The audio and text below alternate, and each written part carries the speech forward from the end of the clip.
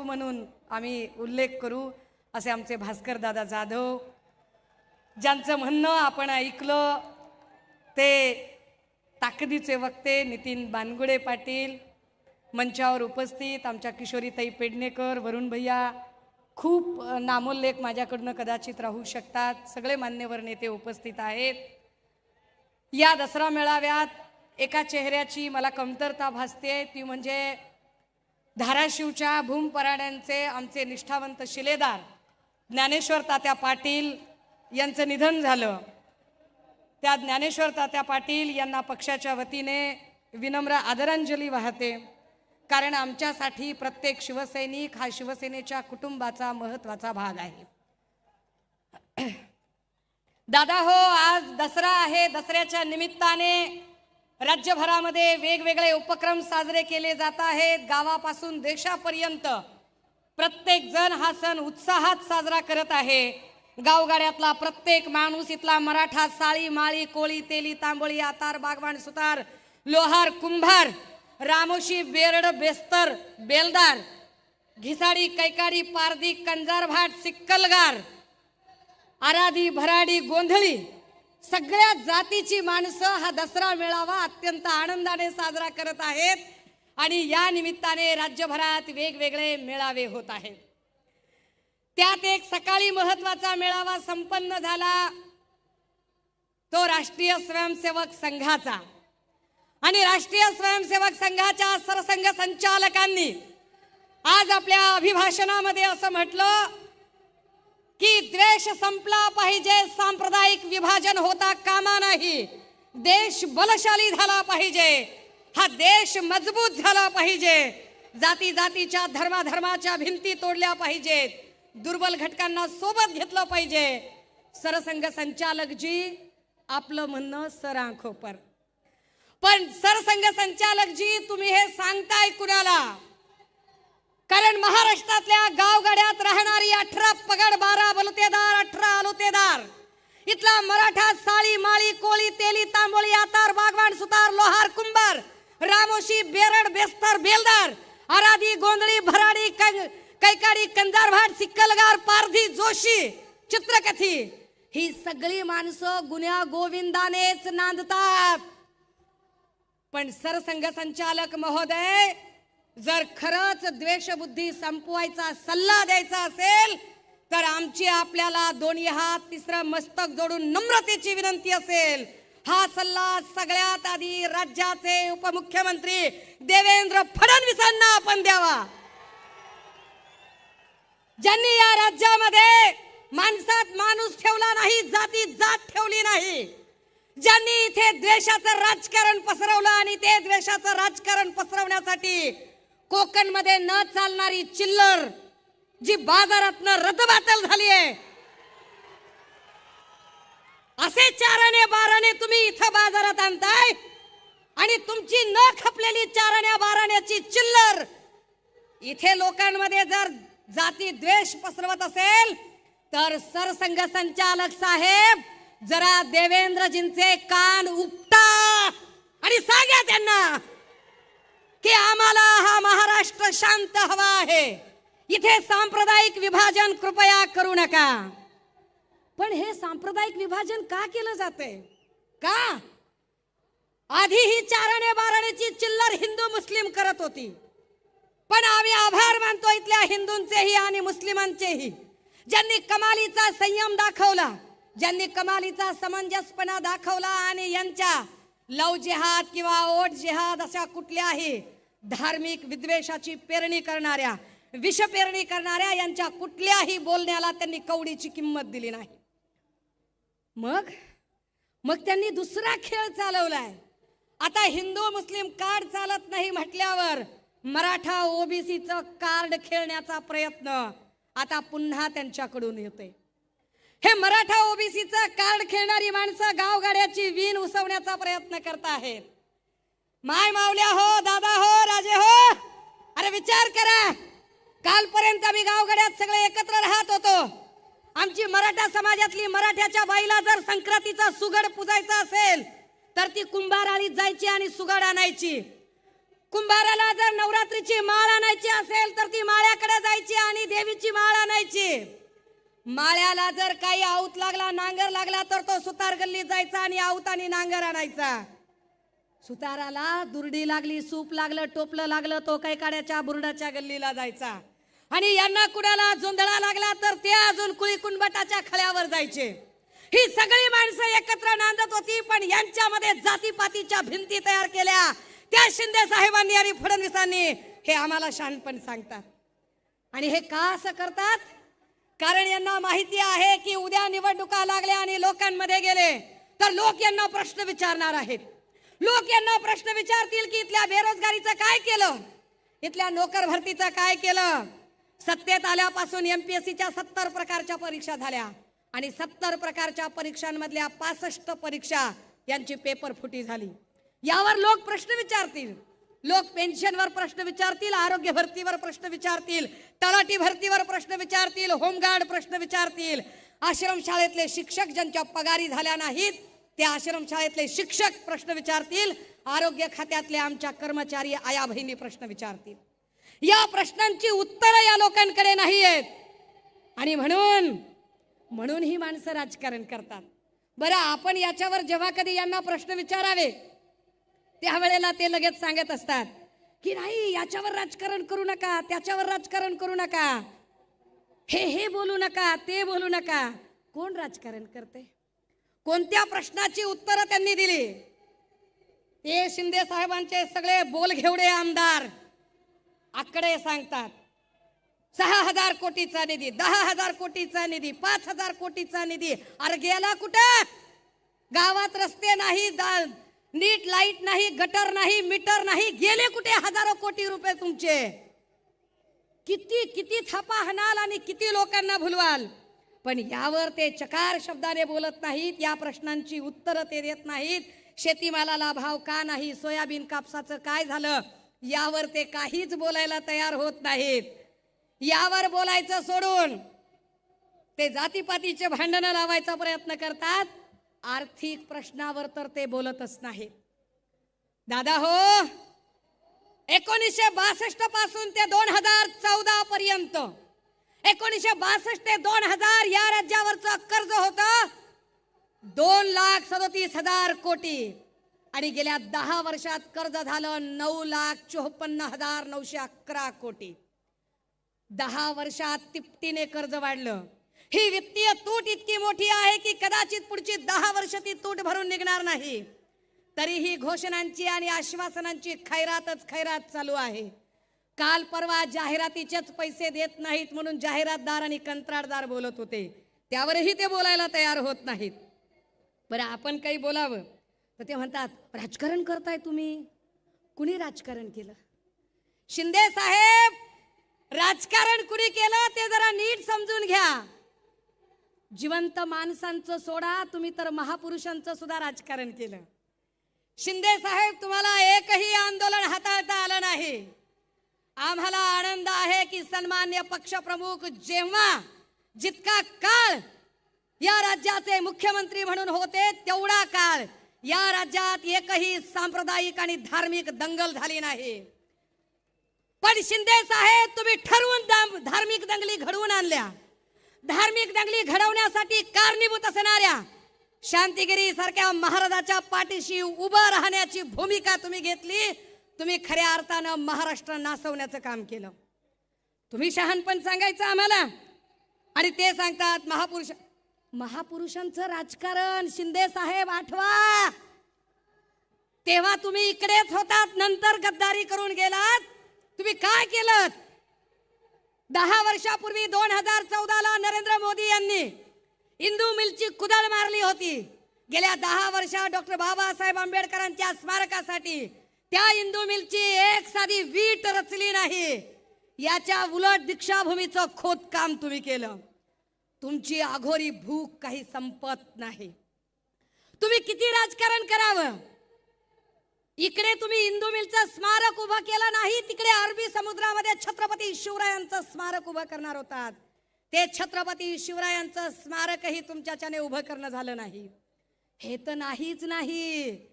पण याच्याही पेक्षा आश्चर्य की छत्रपती शिवरायांचा पुतळा पडतो? शिंदे साहेब, छत्रपती शिवरायांच्या पायाशी जाऊन तुम्ही शपथ घेतली, किती खोटारडं वागाल. महाराजांची शपथही तुम्ही पाळली नाही. आणि तुम्ही वरून ते सांगतात की पुतळा कशाने पडला, तर म्हणाले ताशी 45 किलोमीटरचा वारा होता. ताशी 45 किलोमीटरचा जर वारा असेल तर कोकणामध्ये अनेक नारळाची झाडं आहेत, ती झाडं का पडली नाही? त्या झाडांवरचं साधं नारळ सुद्धा पडलं नाही. आणि तरीही हे आम्हाला सांगतात की ताशी 45 किलोमीटर, आणि त्या आपटेला तुम्ही सहज सोडून देता. तुम्हाला महापुरुषांची अस्मिता काहीच वाटत नाही. पण या वेळेला दादा हो, हे समजून घ्या, लोकसभेच्या इलेक्शनला प्रभू श्रीरामाने यांना चितपट केलं आणि विधानसभेच्या इलेक्शनला छत्रपती शिवरायांचे मरहट्टाच्या पठारावरचे मावळे यांना धूळ चाखल्याशिवाय राहणार नाहीत. ही माणसं एकही प्रश्न, मग आम्हाला ते सांगायला लागले, एक नवा शब्द काढला, गोंडस गुटगुटीत शब्द काढला आणि म्हणाले fake narrative, fake narrative, fake narrative. कसलं फेक नरेटिव्ह? कुणाचं फेक नरेटिव्ह? फडणवीस साहेब, जरा आपल्या अंतकरणावर हात ठेवा आणि स्वतःला प्रश्न विचारा की फेक नरेटिव्हचं महानिर्मिती केंद्र तुम्ही स्वतः आहात. फडणवीस असं म्हणतात की दर 10 वर्षांनी आरक्षणाची मर्यादा वाढवण्यासाठी जो सगळ्यात मोठा प्रयत्न केला गेला, तो प्रयत्न मोदी आणि वाजपेयीजींनी केला. फडणवीस साहेब, 50ला या देशामध्ये घटना अंमलात आली तेव्हा आरक्षण सुरू झालं. 60ला त्याचा कार्यकाळ संपत होता, तोही फक्त राजकीय आरक्षणाचा. सामाजिक आणि शैक्षणिक आरक्षण तर कायमस्वरूपी आहे. पण राजकीय आरक्षण जर 60ला वाढवायचं असेल तर 60ला भारतीय जनता पार्टी बाळोत्यात सुद्धा नव्हती. ती साधी बाळोत्यात नव्हती, तिचा जन्म तरी झाला होता का ते जरा समजून घ्या. 60ला जो कालमर्यादा वाढवली ती काँग्रेसने वाढवली. 10 वर्षांनी पुन्हा 70ला आरक्षण वाढवलं. भाजपने नाही, ते पुन्हा काँग्रेसने वाढवलं. फडणवीस साहेब, या देशात संविधानाला धोका आहे आणि तो अजूनही संपला नाही. आणि त्याचं जिवंत उदाहरण तुम्हीच आम्हाला घालून दिलं. भारतीय राज्यघटनेने सांगितलं आहे की लेजिस्लेचर आणि ज्युडिशरी 2 वेगळ्या गोष्टी आहेत. न्यायपालिका आणि कायदे मंडळ वेगवेगळे असले पाहिजेत आणि न्यायपालिकेने स्वतःची स्वायत्तता अबाधित ठेवली पाहिजे. यासाठी न्यायाधीश पदावरच्या व्यक्तीने भलेही त्याचे धार्मिक कल काही असतील, पण स्वतःचे धार्मिक कल सार्वत्रिकरित्या त्यांनी प्रदर्शित करू नये. असं असताना सुद्धा जर या देशाच्या सर्वोच्च न्यायालयाचे सरन्यायाधीश आरतीसाठी जात असतील तर याचा अर्थ काय काढायचा बरं? आणि यावर शिंदे साहेब, आपल्याकडून मी अपेक्षाच करू नये, कारण टेलिप्रॉम्प्टरवर आपण कॉपी वाचणार किती, भाषण करणार किती. आपल्याला वाचून वाचून भाषण करून आपल्याला त्याच्यातल्या कॉन्सेप्टही कळणार नाहीत. पण हे आपल्याला कधी लक्षात यावं की या देशाचा काय पद्धतीने, या राज्याचा खेळखंडोबा शिंदे, फडणवीस, पवार या सगळ्या लोकांनी केला. वर हे सगळं झाकण्यासाठी इथल्या न्याय व्यवस्थेला काय पद्धतीने यांनी सगळीकडून वेठीस धरल्याचा प्रकार केला. आणि हे सगळं झाकताना आश्वासनांची आणि घोषणांची खैरात सुरू केली. आता एक नवी खैरात सुरू झाली. ते म्हणाले की विरोधकांना खुपतंय लाडकी बहीण. काय खुपायचं कारण आहे? लाडक्या बहिणींनी 1500 रुपये कचकावून घेतले पाहिजेत, रटावून प्रत्येकीनं पैसे घेतले पाहिजेत. कारण लक्षात असावं राजे हो, जे आम्हाला महिना 1500 रुपये मिळायला लागले ते काही देवेंद्र फडणवीस साहेबांनी नागपूरचा बंगला विकून आम्हाला दिलेले नाही,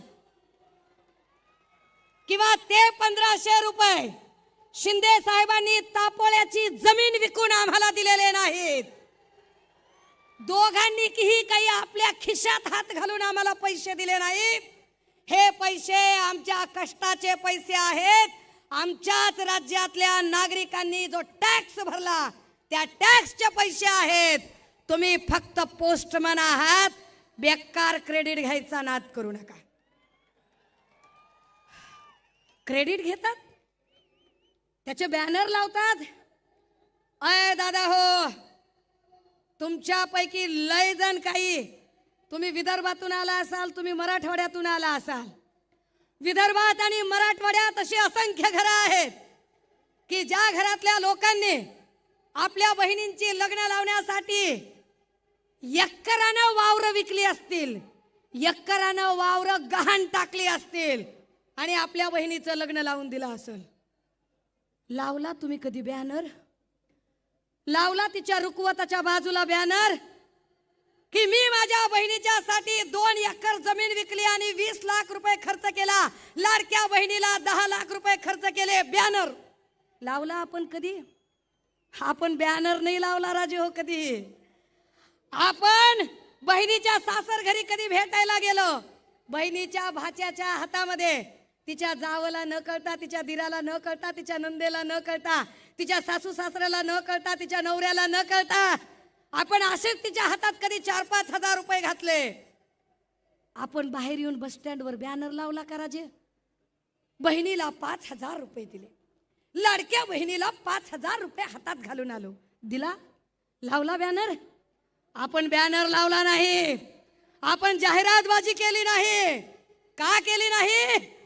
कारण आपल्याला नात्याची मर्यादा कळते, आपल्याला बहिणीच्या नात्याचा मान कळतो, तिची मर्यादा कळते, तिची इज्जत राखली पाहिजे हे आपल्याला कळतं. बहिणीच्या गरिबीची थट्टा आपण कधी उडवली नाही. पण हे बदमाश लोक ज्यांना बहिणीचं नातं कळत नाही, मर्यादा कळत नाही, मान कळत नाही, कारण यांच्यातला एक बोल घेवडा, भाऊ म्हणू नका. भाऊ तुला भाऊ नाही म्हणायचं तर मग मी काय खाऊ म्हणायचो? काय म्हणायचो मी? ज्यांना बहीण भावाचं नातं कळत नाही, एकीकडे जाहिरातबाजी करतात आणि दुसरीकडे त्यांच्यातलाच एक जण काल स्नेहल जगतापांच्या बद्दल बोलताना म्हणतो, तुम्हाला लाडका भाऊ पाहिजे का काय पाहिजे बोला. एखादी बहीण ज्यावेळेला नडते ती अडत नाही, ती तुम्हाला घाबरत नाही, ती तुम्हाला भिडते, त्यावेळेला तुमच्यातला पुरुषी सरंजामी बाज उफाळून येतो आणि तुमची जात पितृसत्ताक व्यवस्था उफाळते आणि तुम्ही तिच्या बाईपणावर हल्ले करता. पण हे बाईपणावर हल्ले करण्याचे संस्कार ना हे संस्कार वंदनीय बाळासाहेबांचे असू शकतात, ना तुम्ही ज्यांचं सकाळी झोपेतून उठल्यापासून झोपेपर्यंत नाव घेताय त्या आनंद दिघेंचे असू शकतात. हे संस्कार फार फार तर रेशीम बागेत वाढलेल्या RSS मधून आलेल्या बाटग्यांचे संस्कार असू शकतात, जे बाटग्यांचे संस्कार तुमच्यावर आलेले आहेत. ज्या बाटग्यांच्या संस्कारामुळे तुम्ही महिलांच्या बद्दल अत्यंत अर्वाच्य पद्धतीने बोलताय. दादा हो, माझ्याकडे बोलण्यासारखे फार मुद्दे आहेत, परंतु तुर्तास आम्हाला आमच्या बहिणी लाडक्या आहेतच, पण त्या लाडक्या असण्याबरोबरच त्या सुरक्षित असणं जास्त गरजेचं आहे. एकट्या पुण्यामध्ये गेल्या 7 महिन्यात 265 बलात्काराच्या घटना घडल्या आहेत.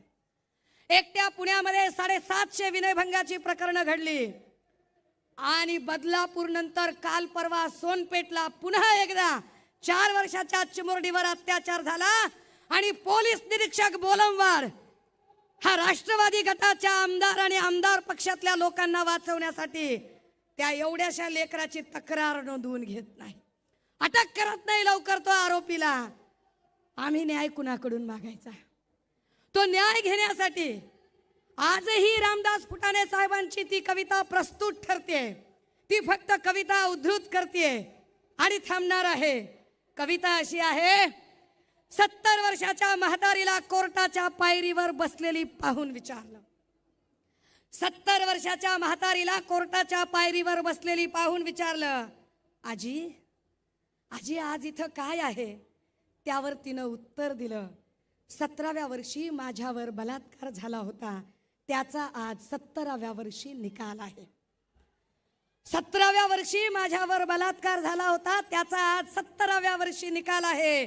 32 न्यायाधीश, 20 वकील, 40 शिरस्तेदार बदलून गेले. किती न्यायाधीश बदलले? आम्हाला अजूनही आमच्या पक्ष आणि चिन्हाची केस अजूनही तारीख पे तारीख मिळते. झालं 2-3 दिवसात आचारसंहिता लागते, 26 नोव्हेंबरला कारकीर्द संपते. अरे पुन्हा तुमचा न्याय मिळाला तर तो आमच्या काय कामाचा? पुन्हा तुम्ही न्याय जरी दिला तरी तो न्याय आमच्यासाठी operation is success but patient is dead म्हणण्यासारखा असेल. तो काय उपयोगाचा? 70 वर्षाची म्हातारी म्हणते 32 न्यायाधीश, 20 वकील, 40 शिरस्तेदार बदलून गेले, निम्मे साक्षीदार मरून तर बाकीचे केव्हाच पळून गेले, कितीतरी बलात्कारित मावल्या मरून गेल्या, मी मात्र जिवंत आहे. हाच एक सवाल आहे. आणि 17व्या वर्षी झालेल्या बलात्काराचा आज 17व्या वर्षी निकाल आहे. भगवान के घर देर है ही म्हण अजूनही बदललेली नाही. भगवान के घर देर है ही म्हण अजूनही बदललेली नाही.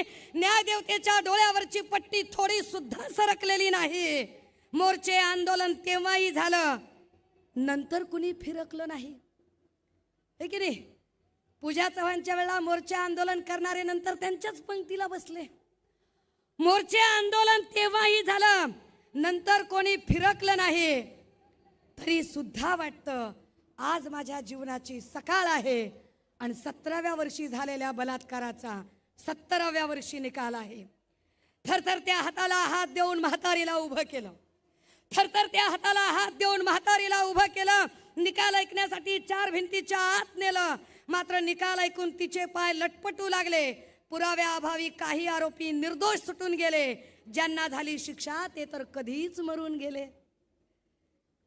ज्यांना झाली, कारण एकट्या अक्षयला संपवताय पण आपटेला सोडून दिलंय, त्याचं काय? ज्यांना झाली शिक्षा ते तर कधीच मरून गेले. 70 वर्षाच्या आयुष्याचा आज सारा निकाल आहे. 17व्या वर्षी झालेल्या बलात्कारावर पुन्हा न्यायालयाने केलेला नवा बलात्कार आहे. आणि आजी सांगते 17व्या वर्षी झालेल्या बलात्काराचा 17व्या वर्षी निकाल आहे. दादा हो, हे चित्र बदलायचं असेल तर, हे चित्र बदलायचं असेल आणि महाराष्ट्राच्या लेकी बाळींना सुरक्षितता प्रदान करायची असेल तर या शिवतीर्थावरून महाराष्ट्रात सगळा अवघा आपल्या कानाचा, जीवाचा कान करून ऐकायला आतुर आहे. मी उद्धव बाळासाहेब ठाकरे महाराष्ट्राचा मुख्यमंत्री म्हणू शकतो. हे वाक्य ऐकायला आपण उत्सुक आहोत आणि ते वाक्य ऐकण्यासाठी चला आज आपण संकल्प करूया. ही मशाल तेवत ठेवूया. विधानसभेला ही मशाल विरोधकांच्या बुडाखाली पेटली पाहिजे आणि या मशालीची धग त्या प्रत्येक नराधमांपर्यंत आणि गद्दारांपर्यंतही पोचली पाहिजे. जे बोलायचं होतं ते असंच बोलायचं होतं. त्यामुळे पुन्हा त्याच्या